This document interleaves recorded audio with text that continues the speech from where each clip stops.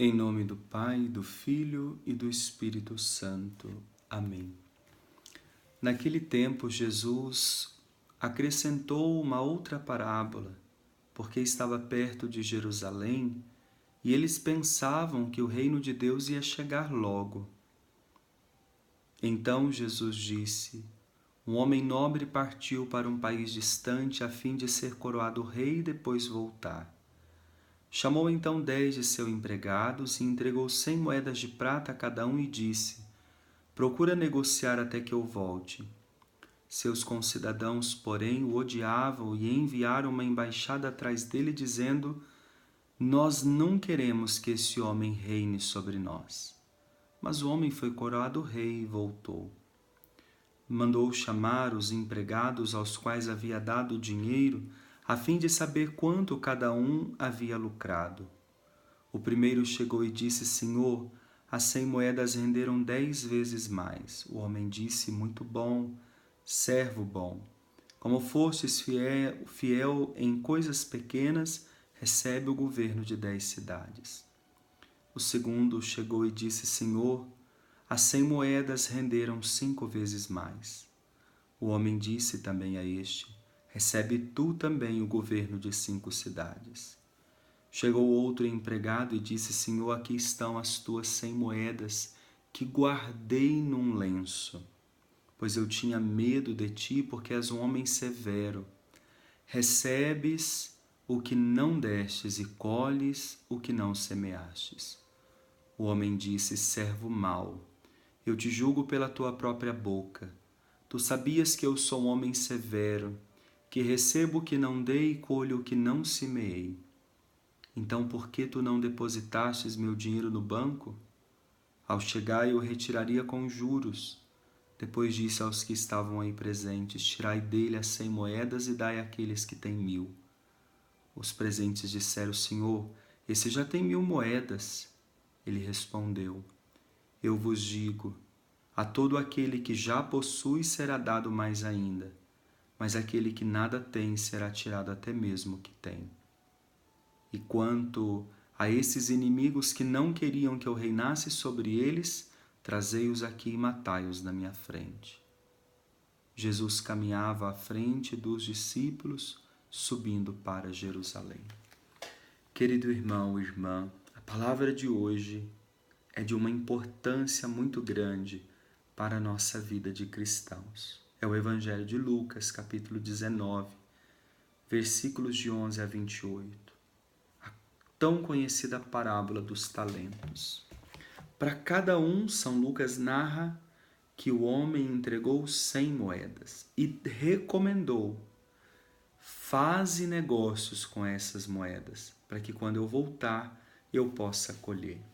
Nós não estamos diante de um texto que tenha a intenção de favorecer o capitalismo, o consumismo desenfreado, onde o que comanda é ter, ter, ter, ter. Não, não é isso que o Evangelho está dizendo. Quem tem pode dar mais, não é isso. O Evangelho está nos chamando a atenção para uma coisa muito importante.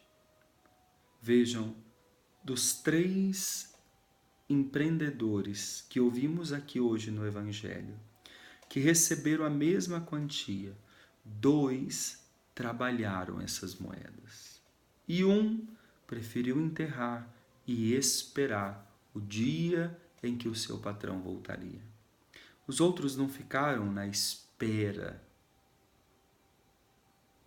inerte, na espera infértil, improdutiva. Veja o que Jesus está buscando ensinar para nós. Se nós estamos achando que a vinda do reino é logo, então vamos cruzar os braços e vamos esperar para ver o que acontece, nós teremos que ouvir do Senhor as mesmas palavras que ele disse para esse homem: servo mau. Sabendo o que você acabou de me dizer, você não trabalhou os talentos que eu te dei? Você ficou parado de braços cruzados?